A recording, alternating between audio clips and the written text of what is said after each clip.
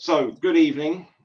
Welcome to this special reading to launch 3 books marking the renaissance of the Salt Modern Poets series. It's lovely to see so many old and new friends gathered, albeit remotely and scattered as we are. I'm Aidan Semmons.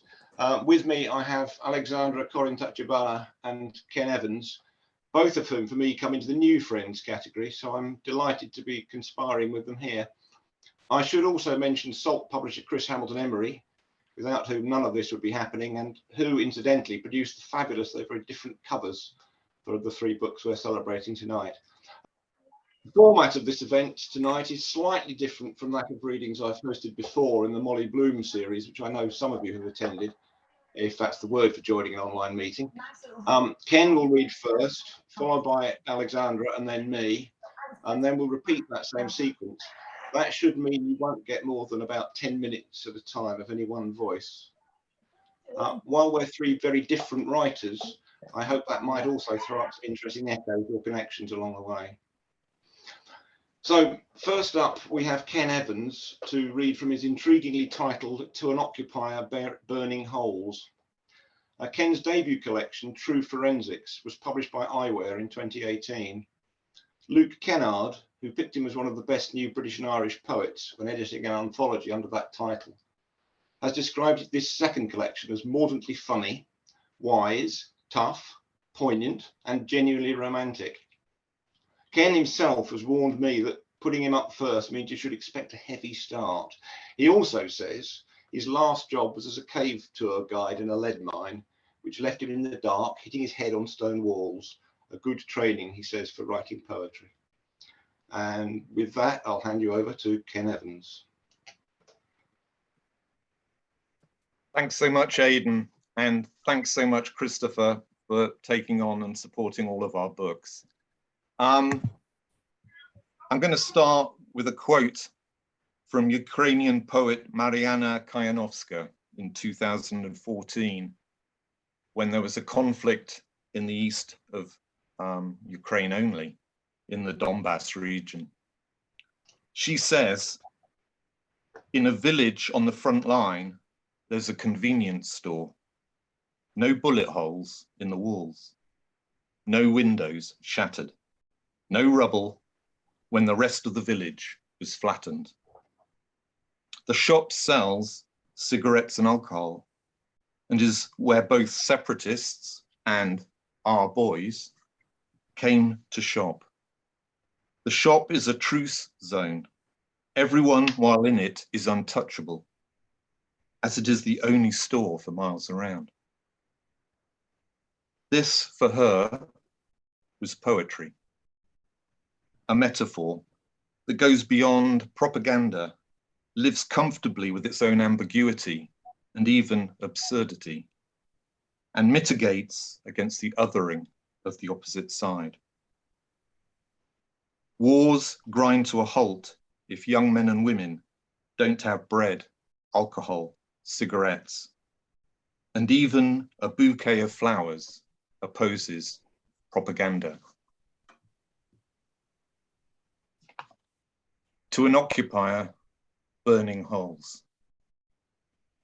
Orders to bring our middle names to the square on a scrap of paper and throw them on a bonfire. A ritual purge, our lives crumpled and shorn in a black smoke of scribble. Our middle name is a second language, a suit dressed in plastic at the back of a wardrobe for weddings and funerals. Though I loathe mine, being teased for it at school, and throw it on the fire without shame. But for others, their names come down from great patriarchs. I'll put it in my ear, don't worry. Severe and starchy from mothers on the maternal side. Family, history, which is the point, of course. Erasure of ties and the past, but not so we are forged into blanks, more a reminder of what we lack and what the regime will provide. Revision. Those without second names make one up to leave scars up their sleeve, a white rabbit in hiding. Some hitch it to their last. Celeste Smith, Anna Evans, Andre Brown, Sasha Roberts. The hyphen, a knife cut in a fraction, a halving of oneself, divided yet double-barreled, twice as strong.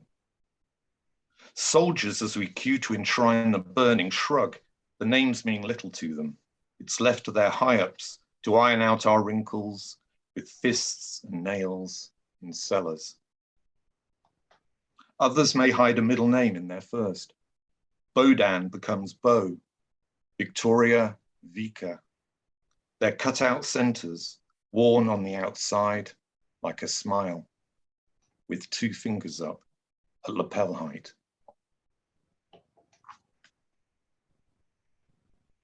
Dust from the rubble. The streets are empty winds, no whiff of a message in them. I lick a puddle on the cobblestones. Meaty. Dust everywhere and worn luggage left in the street as travelers rush to the wishing well of a departure platform. All the barking says, go, but my master will return with soft meats and heal this wound and stroke the white over my eyes while my brown head rests in his lap, though no titbits from under a table. No table legs at all. They're piled and twisted chrome, glinting in a corner of Nezhlenoshty Square. New beasts trip security lights in the dark of a bombed factory. I snuffle away a dream of a rat as a hunchback ogre in my one-eyed sleep. Trains won't whistle. Children pat my shown ribs. Hedges are under-scented. As the lamps, still upright, blink no signals. A constant wah-wah of white vans lifting people into tunnels of light that leak from their back doors.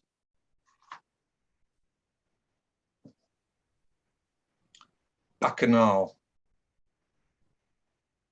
The invader sends wine to sweeten us, our fighters in a street in green fatigues. They wave and stagger till they fall over, red wine pouring from their throats. Our defenders offer to match an invader's rounds, but they refuse. No, this is on us, drink up, you're welcome. In hospital, drunk songs yell from booze-sodden beds.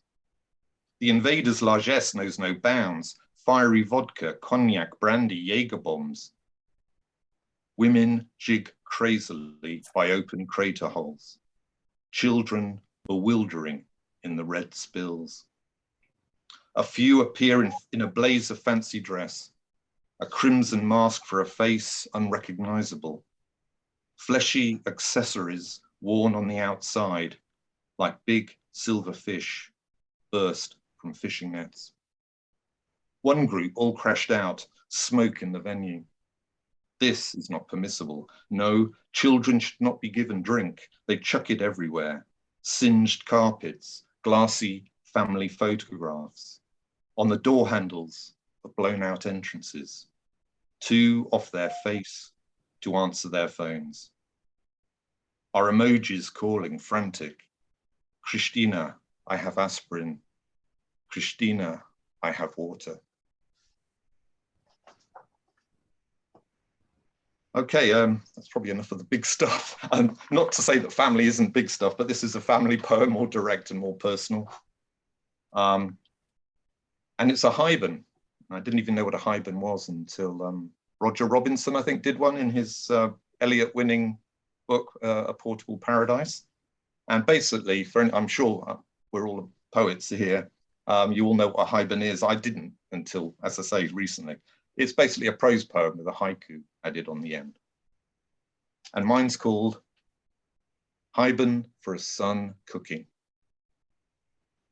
Pots hang on the hooks from the ceiling I insulated when he was 12 and life was microwavable. He cooks, revisiting with finger chilies, sumac and amcha powder his travels. The kitchen is a tribute to my routine.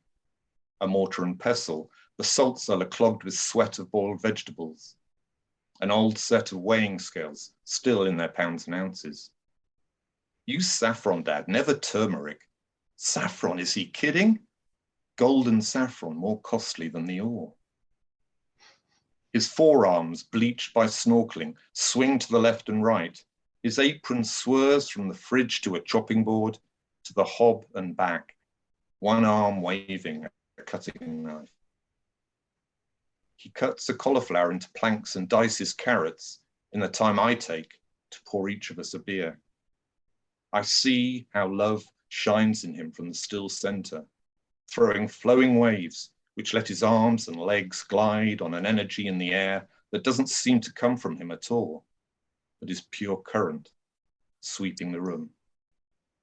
Out the kitchen window, the cows in the field go about their own slow, mournful prepping of pasture. The extractor fan hums over the black mustard seeds glistening in coconut oil. They pop, break like surf, and fill our itchy nostrils with frank curry purgatives.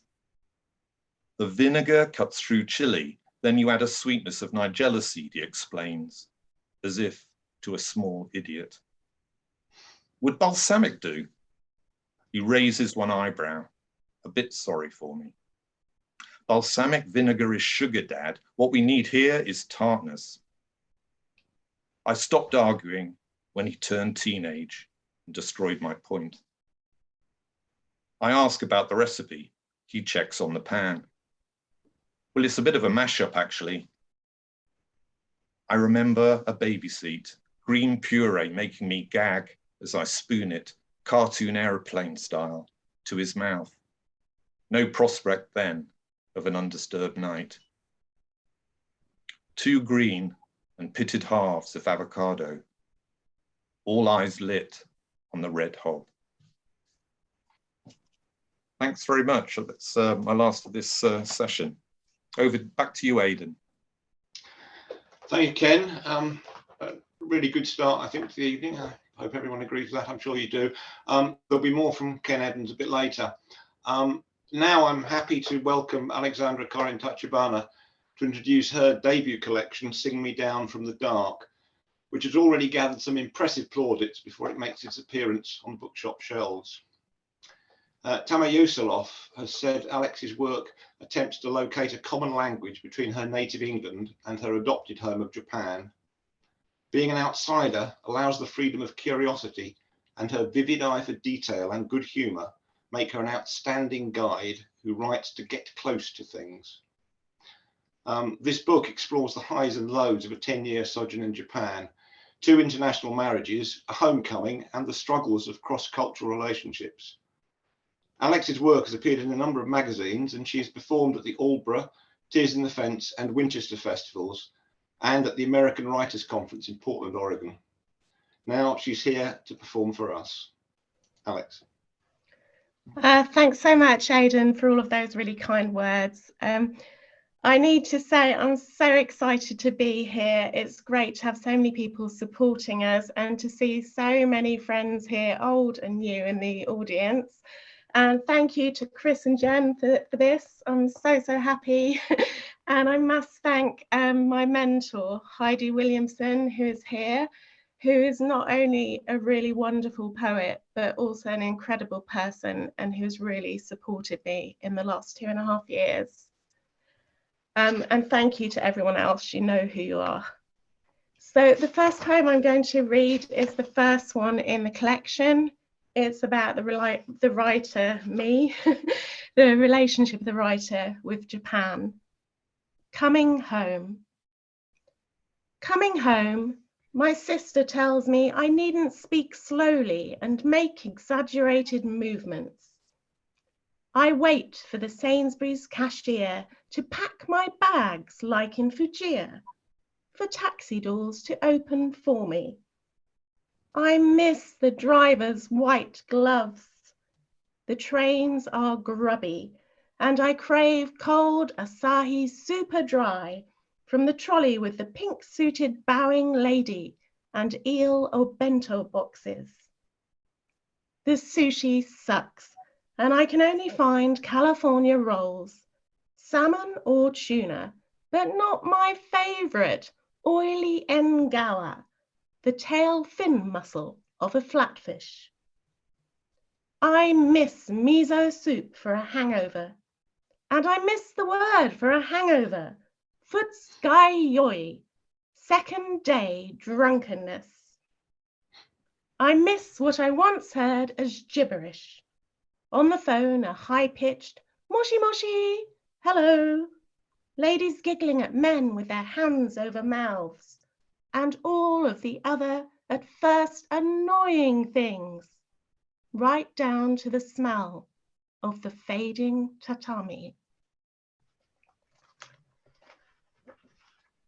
The next poem is set in Hamamatsu in Japan, and it's about being an outsider there, a gaijin in Japanese, and about the experience of going wakeboarding with a group of Japanese peers.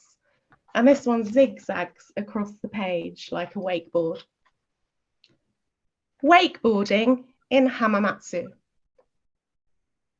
You zip me into a pink and white wetsuit, squashing my boobs. It belonged to Saiichi's ex, half American and 173 centimeters tall. You cup my head. It's smaller than a Japanese. How young I look in my summer cap. You attach me to a board, pull me by a cord behind your jet ski. I weigh more than the 45 kilos of a Japanese lady, struggle to balance. Your friends applaud as I plummet into the Tenru River. How lucky they found me a wetsuit. We drink Asahi, eat mackerel round a disposable barbecue. Sister-in-law Machiko tells a story about your ex, her friend, a high school teacher, who she says was kawaii, pretty. She knows I understand. Cleaning up after lunch is a group activity, but there are too many hands. I'm left to observe, bowing, thanking each other for taking care of one another. People are hesitant to leave first, bow again, say sumimasen, thank you, sorry, apologies. Even though we're in Crocs and shorts, have peed in the estuary and peeled off sodden wetsuits so awkwardly behind car doors. Thank you. Moving on. I wasn't going to read this one until I found out that my best friend Sally can actually be here at the last moment. So this is for you, Sal. Miyajima with Sally. At the floating red torii, performing the peace sign with a bunch of giggly girls wearing knee-highs. On the shore, Itsukushima Shrine Stable, red and white like the Hinomaru flag.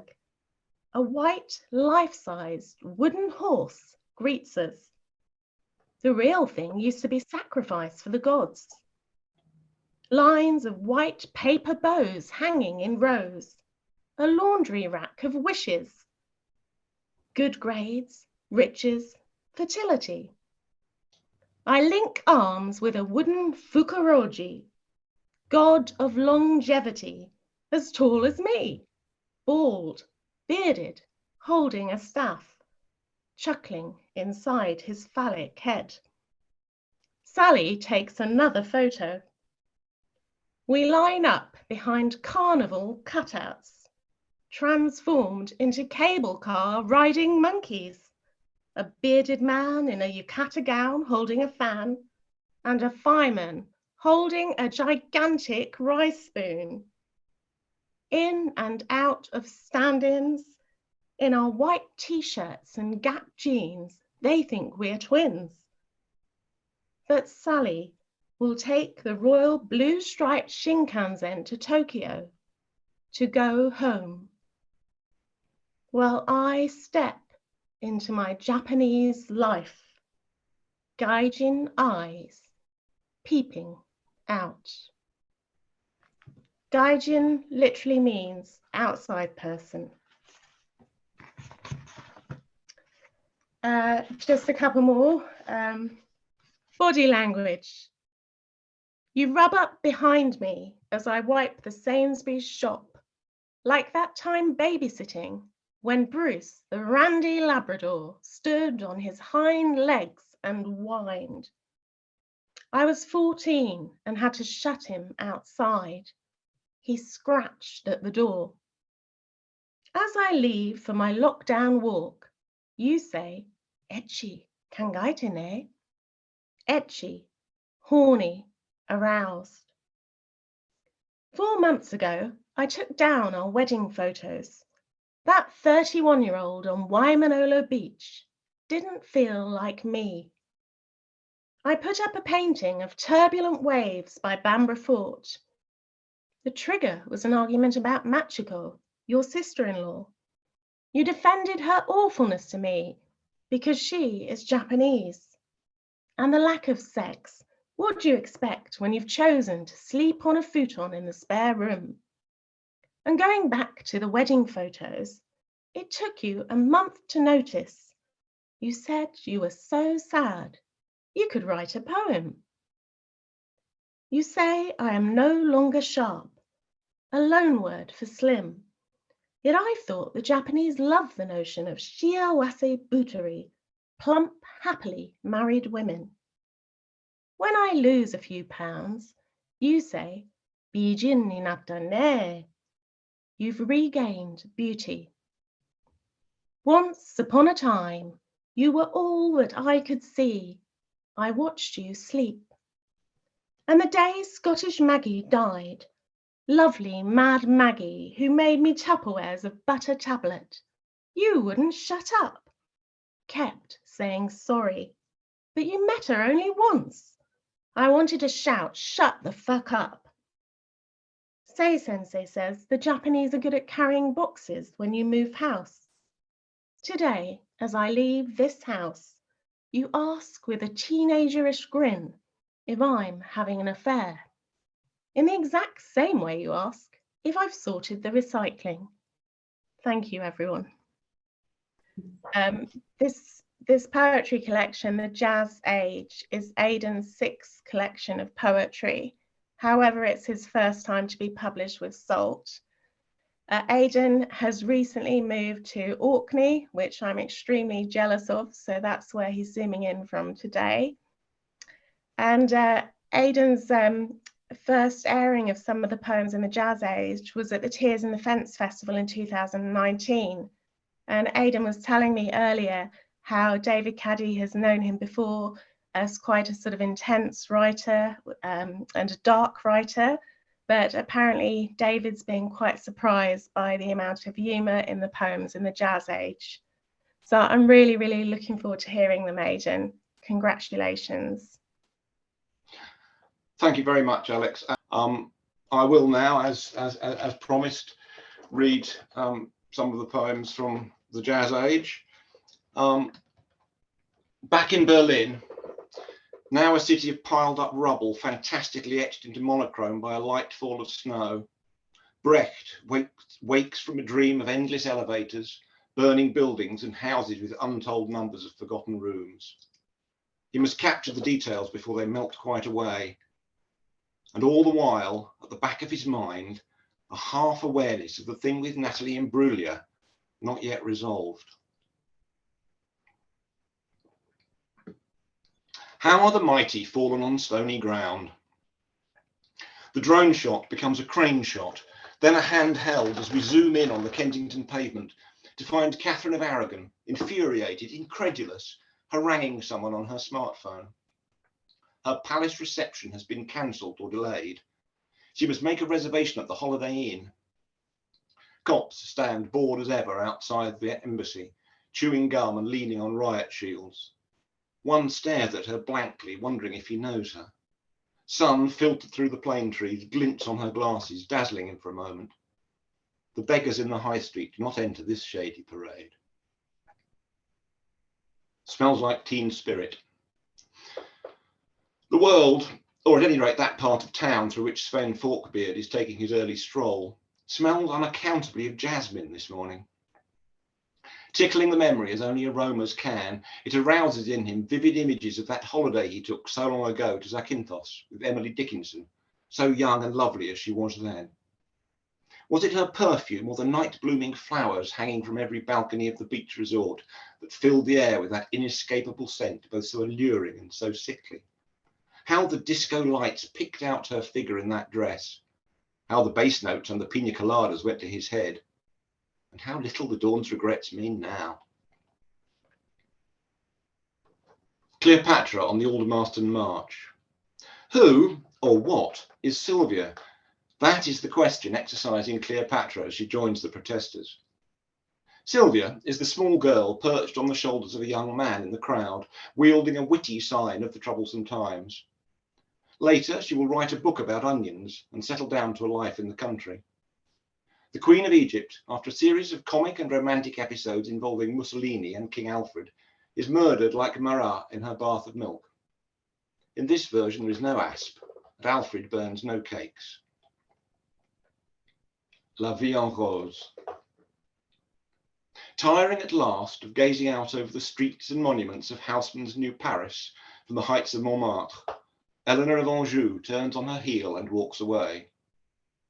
She has always loved the phrase, she turned on her heel, since encountering it long ago in the pages of some otherwise forgotten gem of children's literature, though there, no doubt, the pronoun was strictly male. In much the same way, she's always loved the crunch of feet on gravel and been drawn to heavy black boots of the kind she now wears, ever since watching as a child the ominous opening of an early episode of Z-Cars. The Girl with Kaleidoscope Eyes. The whistle blast echoes from the ironwork lattice of the station roof, filling the terminus as the great steam engine announces its intention to leave. Smoke and noise coalesce among the crowd awaiting other trains or seeing this one off. Lucille Ball leans forward in her seat to peer out at the faces as they start slowly to recede. Lime Street falls away, giving way to the backyards of brick terraces. The gentleman in the opposite seat proffers a pack of unusual cigarettes.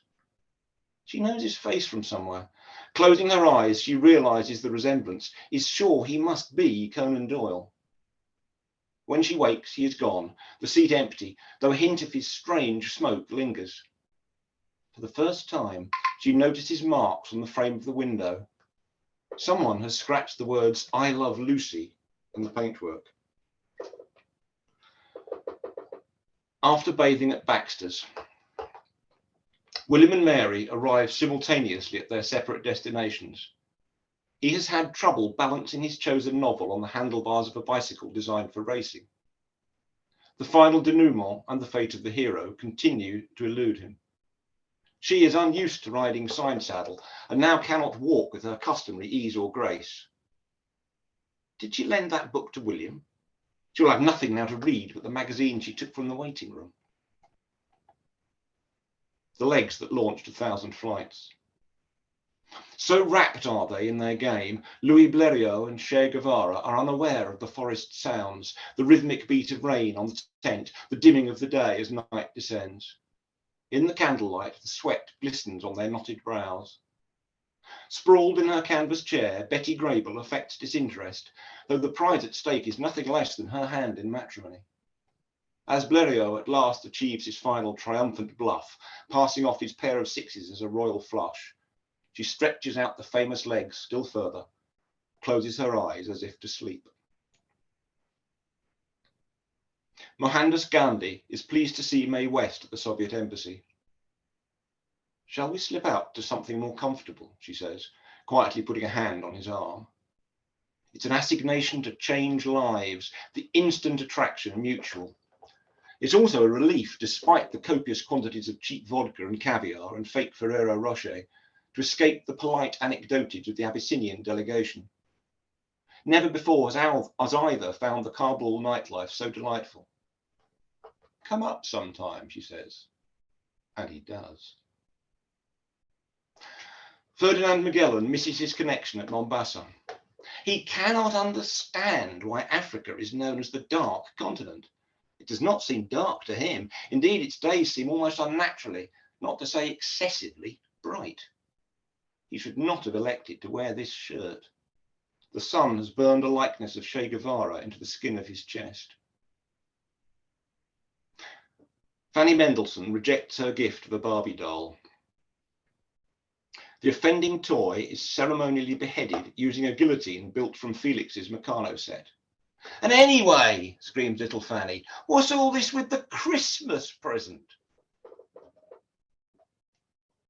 Breakfast in Bermondsey. Plates of toast crumbs pushed aside, coffee cups in hand, George and Dinah Washington pore over the brochures. Do you remember Florence? She asks, placing a hand on his forearm. For a moment he stiffens, then relaxes. It is the city she means, where they ate cold pizza on the Duomo steps and she bought him that ridiculous hat. Of course she can't know about Miss Price. It was all so long ago and now so unimportant. Beethoven tickles the ivories for Dolly Parton. Young Ludwig, or Van as she calls him, wipes a sweaty forehead with his cravat, slurps a lukewarm bud from the bottleneck after yet another encore of Jolene, coat of many colours. Not so bad, he says, but it's not exactly the bluegrass gig I signed up for. Well, can you play banjo? Asked Dolly. No, he says, but I can learn. William Blake plays Scrabble with Joni Mitchell.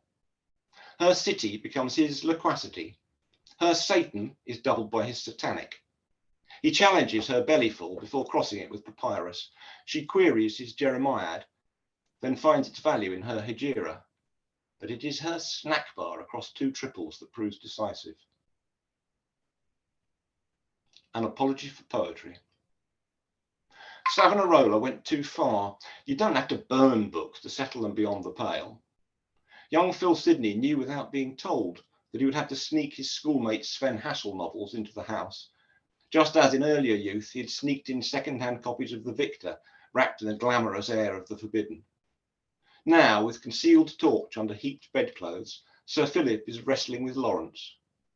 Under the bed, his private collection of Penguin modern poets is nearing completion. Ezra Pound meets Wordsworth at the Waitrose checkout. Faces in mossy woodland shadow, ivy on a cold stone wall. And that's the point at which I shall leave you for the moment. I shall be back later, but now it's back to Cadence. This next poem is called Mysteries, and I got it from a story in Animal Vegetable Criminal, When Nature Breaks the Law by Mary Roach, published last year. And basically it's a true story, or based on a true story. Somebody living in Colorado had their house modified because of a disability, and they just had press button doors. And somehow, and it sounds incredible, a bear witnessing this behavior of humans was able to copy it. And so the poem's called Mysteries. A black bear walks into a kitchen in Roaring Fork, Colorado, opens the fridge door, takes an egg and places it gently on the quartz top. It won't roll or crack, but shimmers in the aircon to settle like a mite on a pillow. Curious but unmoved, the bear sees herself out via the patio, nails clicking the tiled floor. 4 cinnamon hairs left on a silver sliding door handle as she slips through the glass. If the homeowner, on their return, could work out what's gone on, how the egg took to the polished surface without anyone moving a muscle, how the egg was able to open a fridge door, roll across the tiles and climb the breakfast bar to hover a druidical stone on the black counter, or if the owner could unravel the algorithm driving the ratio of the bear's firmness of grip to the delicacy of its touch, then an imprint of the Godhead, it's possible to say, is left in that kitchen. In the due proportion of clenched paw, to tender fingertip. A signature of bare drool left on the shining quartz, and no backward glance from the bear, smashing down the garden fence, smelling the juice of grubs, worms, larvae, as she claws them to her mouth, the lit yellow eyes.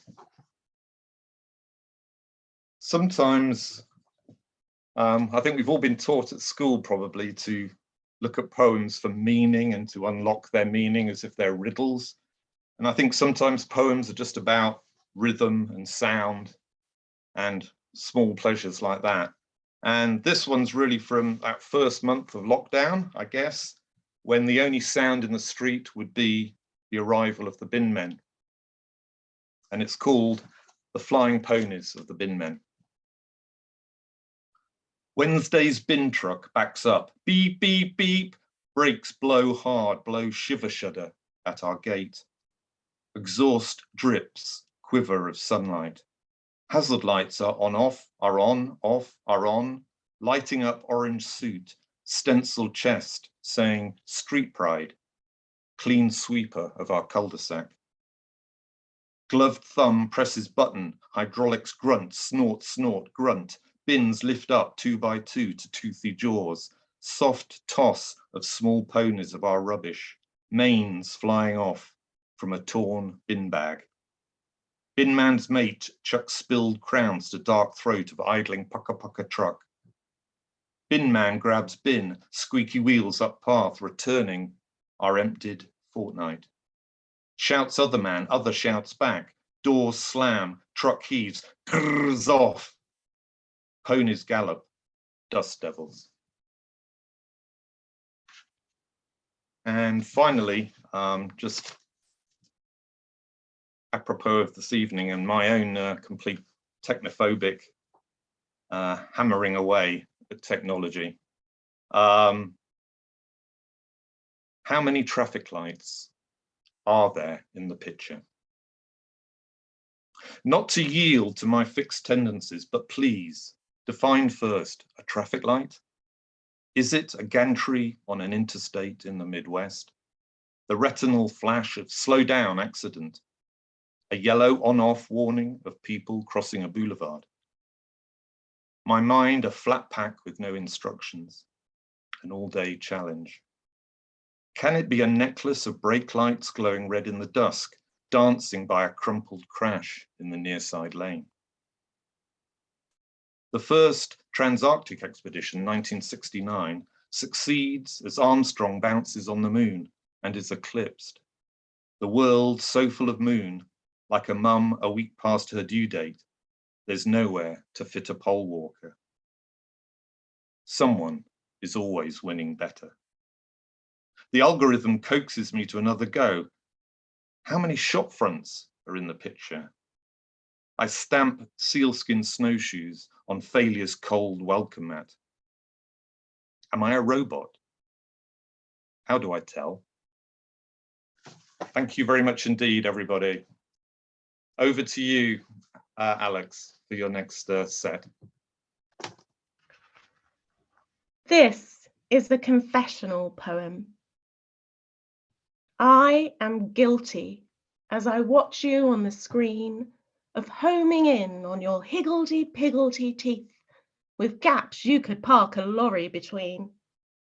And as you talk of your go braless, radical feminist daughters, I think that won't do their boobs any good. And think of Wendy Pratt's line about jogging, sweating under each swinging tit. And I wonder if I'll keep it up, couch to 5K. And try as I may, I can't help but say that their crusade against the patriarchy is undermined by the fact that you pay the rent. After 30 years of teaching, my dad says you can tell a lot from a person's handwriting. Mine is straightforward, honest.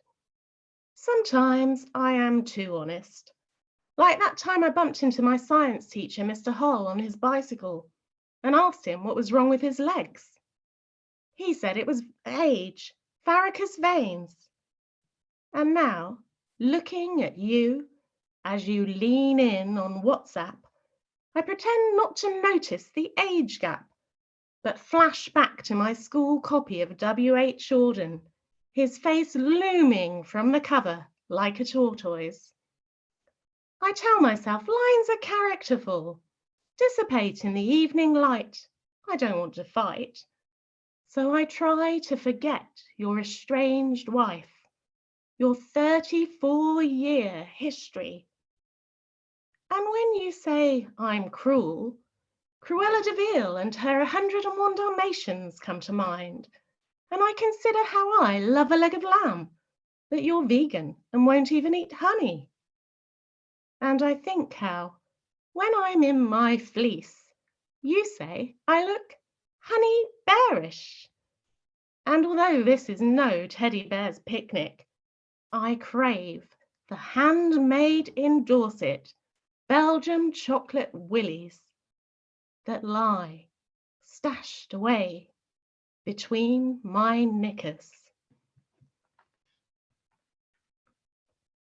Might need a sip of wine after that one, and with all the drama we've been having. The next one is called Snapshots from Beck Hyde, and it's set in a nature reserve. Snapshots from Beck Hyde.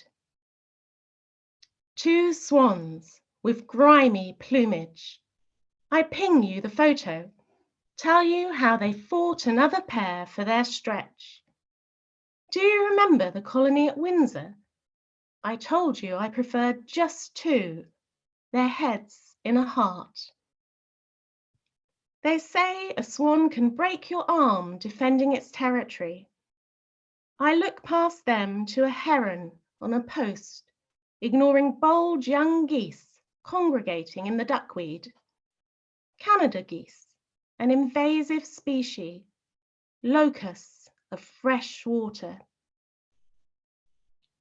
Flocks of blue-violet foxgloves, yielding digoxin medicine to tame your daughter's fluttering heartbeat. And although she's wary of me, I understand how grateful you are for this flower. And I begin to get her struggle with me, an invader of her home.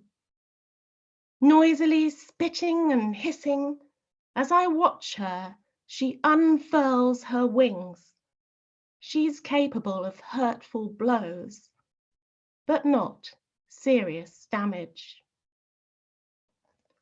The next poem is like the sister poem to the one I've just read. The day you say, I'm not going to spend the rest of my life apologising for my daughter during our stay near the River Itchen. You clasp your hands around your head. You clasp your hands behind your head. Spiky in an Airbnb bed. And I wonder if you'll say the same for me. Refuse to apologise for me. That woman, that young woman, that possessive, egocentric young woman. Remember how you translated her words. Or will it always be this? You shaking your leg, distracted, when your daughter, your grown-up daughter, who's had heart troubles since she was 3 weeks old, gets in your head.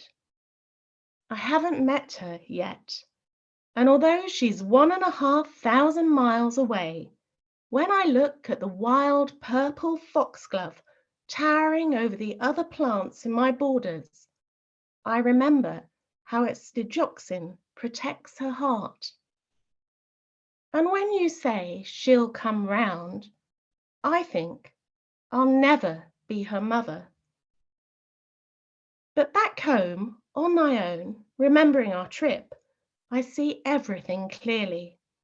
The sourdough brioche at the farmer's market, the guy who looked like David Jason, who'd given up London to make golden spiced rum, who told me to hold it in my mouth, to feel the heat. The town guide, Lorraine, who was so much fun, confusing the deeds of the Vikings and Romans, saying, silly Lorraine, How hard I dug my nails in my palm to fight the laughter. And I think of passing the braided river Itchen. It's absolutely pure, twice filtered water running through chalk. And I recall you telling me that there are no others like it, except the Test. And once again, I see us forging ahead, contemplating the Itchen, with its 1,500 salmon swimming upstream. I've got two more. The penultimate one is a request from Bert to G after R.F. Langley. Nothing along the road but poems, maybe. Behind me, a robin watches from the end of a branch, as if about to dive. I search for something to write on. Only my hand. I look up. He's gone. Solitary berry on tree. I could call it russet, mahogany perhaps. Dogs sniffing about my knees, unafraid to get close. Wandering into nettles, brambles, and roe deer, 3 of them, starting, barking into trees.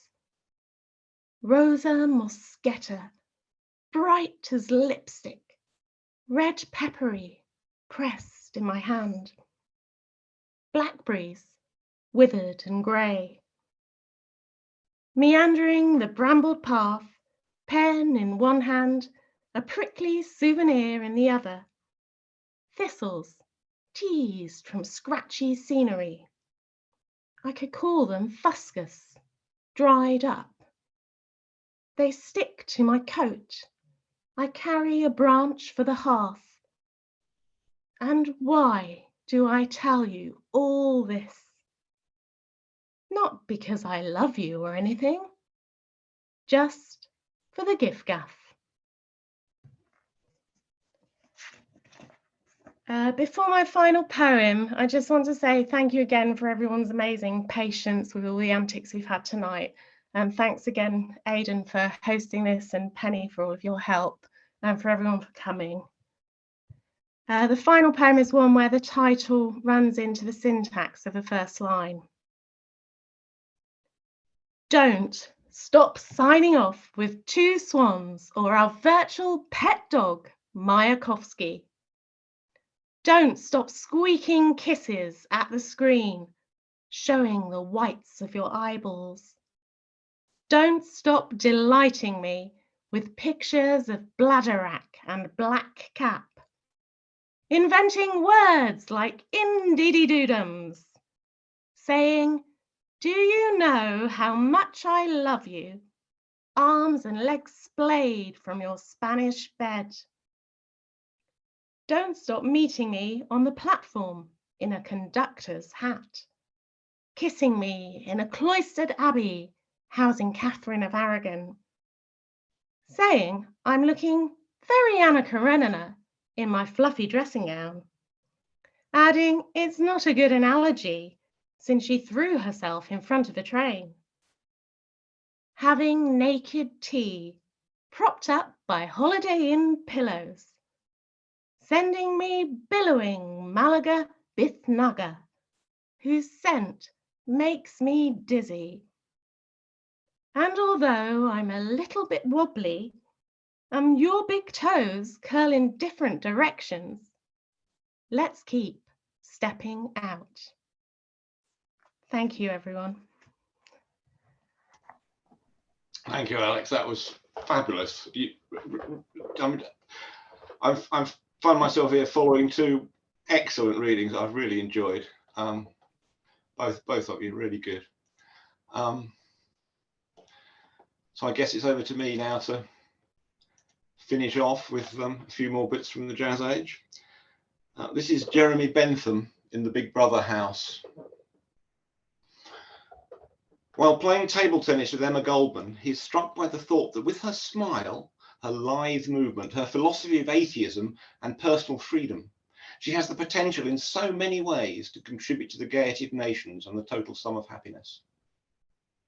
In the control room, the producer is struck by the thought that each time Bentham stretches for a difficult forehand, viewers are afforded a glimpse of his left nipple. The Orange Blossom Special can also be taken slow. Fine fiddler he may be, though not in truth as fine as he imagines himself. But the Emperor Nero is quite incapable of changing a string or restringing a bow. It is for just such services that he employs Stefan Grappelli as his court musician. Maestro Grappelli, fingers still nimble though aging, must take care that his ever popular performances are never too obviously superior to those of his employer. And down those mean streets.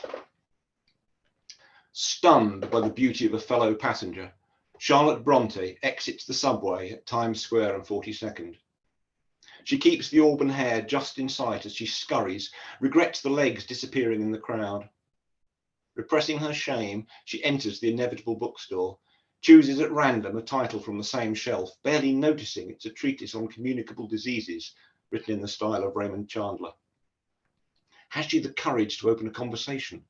Will she ever learn the stranger's name? Will a man come through a door with a gun in his hand? Descant on Rothy's Madrigal. The elms and apples around the village green are coming into flower as Isaac Newton, breathing hard after almost 2 hours of running and chasing on the uneven grass, stands bent forward, hands on muddy knees, rigid arms the strut bracing the angle of his legs and spine. He will leave it to the other boys to agree whether his shot, which grazed the pile of jumpers, would have bounced in or out off a proper goalpost. Young, plump Jamie Boswell might have saved it had he really tried.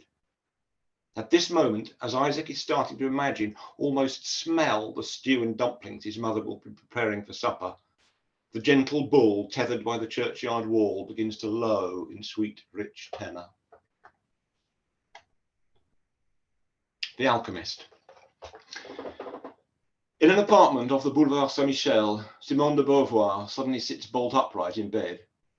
She has been dreaming of her long-dead father at work in his secret laboratory, a dream so vivid the strong odours of animal fats, bubbling vitriol and saltpetre still seem to permeate the room.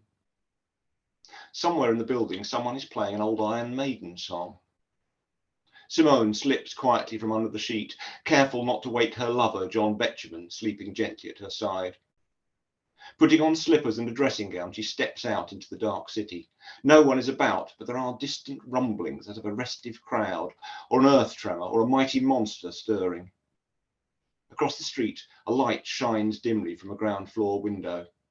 She goes a little timidly to investigate, and there in the semi-gloom is her father, bending over a workbench crowded with files, mortars, tiny scales, and a bubbling alembic. As he looks up and smiles at her, Simone suddenly sits bolt upright in bed. The room smells of old leather and metal polish. Somewhere in the building, someone is playing a Joan Baez song. Simone slips from under the duvet, careful not to wake her lover, Marie Curie, sleeping gently at her side. Outside, the street is quiet, but a light shines dimly from a ground floor window. Mao Zedong, caught by paparazzi outside Stringfellow's nightclub. The chairman of the People's Republic is only just recognisable in the flashbulb's harsh glow. It is his face that is red, not his thoughts, which at this moment are distinctly blue. Can that be Golda Meir, into whose mouth he is attempting to thrust his tongue? Women, his publicist will later tell the caption writers, hold up half the sky. The people and the people only are the motive force in the making of history. Another crisis, another World Summit. Minarets and domes sparkle in the rising sun, amplified call of the muezzin setting the air ringing, as the Empress Maria Theresa arrives on her flying carpet above the roofs of Isfahan. It has been a cold nighttime journey over the high peaks of the Caucasus, and she is embarrassed to realise she's huddled for warmth against her fellow traveller Pippin, son of Charlemagne, who now looks at her a shade sternly perhaps as they inch apart, both careful not to come too near the carpet's edge. As luck would have it, they arrive at the conference centre just as Benjamin Franklin comes bounding up the steps, spilling a dash of Starbucks coffee at her feet. He is wearing flares and his favourite Seattle Seahawks jersey. "Hi there, Princess," he winks at her. "Catch you at the first interval." Pippin, nonplussed, has donned his most inscrutable smile, affects an interest in the mechanism of the revolving door. Sigmund Freud's first e-cigarette. The cloud-chasing sage of Vienna is agreeably surprised by the Krispy Kreme flavour, ponders the erotic potential of the shiny tank, the tight curled glow of the heating coil, insertion of the battery, the metal nipple mouthpiece. All the same, he cannot find it in him not to be disappointed by the timid mitigation of thrilling risk. Sometimes, he reflects, a cigar-like is just a cigar-like. Renee and Georgette Magritte with their dog after the war. They've just got in from their afternoon walk in the park when Frank O'Hara drops by, their neighbour from the next door apartment. You might recognise him by his apple-cheeked countenance. "Come in," says Renee, "have tea, have a bite." Georgette steps into the kitchenette to cut oranges. The collie Sardines leans against Frank. They are old friends. It is just another day in the Chelsea Hotel, and so the days go by.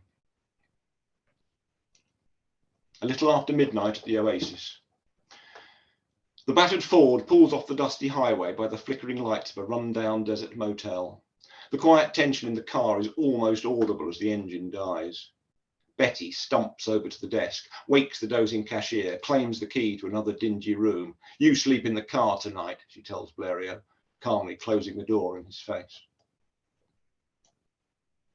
An argument for the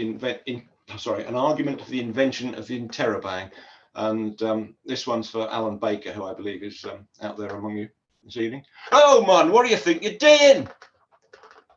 Cushy Butterfield, a big lass and a bonny lass, has a powerful pair of lungs on her. Down the street, the two lads stop trying to twist the wing mirror off the Ford Anglia parked outside number 28. Cushy takes one stride towards them. She thinks she recognises one of the little imps. "I'll be having words with your mum, Lev Bronstein," she bellows at the scarpering backs. On the road to Damascus. It is not a metalled, made-up road, more a track scuffed back to bedrock by many generations of feet. Alone under a barely forgiving sun, the tax administrator Saul is trudging, hands in pockets, shoulders hunched, his mind full of the women in his life, those who have wronged him, left him unloved. Marina Larson, Linda Lusardi, Kathy Lloyd, theirs are the curves he conjures, theirs the lustrous hair and glinting eyes. From far behind him, the whine of a fast approaching engine ruptures his reverie. He looks back at a growing bloom of rising dust. Out of it emerges a Cadillac convertible, roof down. It pulls up by his side with a rush of braking tyres on grit. The black paintwork, glinting through its thin coating of dust, has a glamorous shine, like the pages on which those lovely women recline. Saul stares. The man at the wheel is the most beautiful man he has ever seen. "We appear to be heading the same way," the rich, beautiful voice says. Cassius Clay reaches across to open the passenger door. "Get in," he says. At the Frost Fair. Sam Pepys looks on sardonically as the Ford Escort trundles gingerly across the ice, slipping and sliding, yet somehow managing to avoid collision with the stalls, the entertainers, the sellers of hot roast chestnuts, the fire eaters, the jugglers, the skaters with wooden skates. "Smart wheels, eh? What do you think?" asks Brecht, winding down the window after slithering to a halt. Pepys peers into the car. "I would have expected furry dice," he says. "Or at least a nodding dog." Brecht grins. "Go fuck yourself," he says. Pepys appears to consider this proposition. "Would that such a manoeuvre were possible," he says.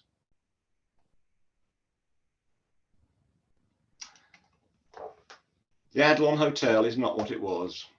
Most of the old theatres are no longer there at all.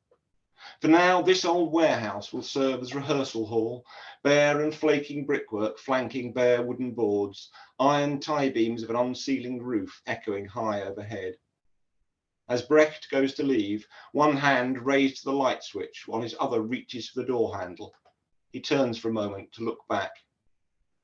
In the depths of the hall, lit by a spotlight that can't really be there, Lenny Bruce and Beatrix Potter are stepping out lightly, dancing to a tune only they can hear. And that's my lot. Thank you very much for listening. Fundamentally, I guess I hope everybody who's here, who's still here, barring the trolls, I hope you've enjoyed it enough to want to own the books, which you've heard excerpts from this evening, all of which are available now on the Salt Publishing website.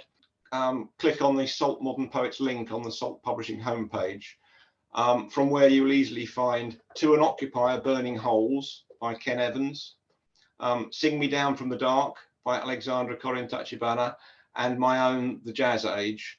All three should also be available from any good bookshop.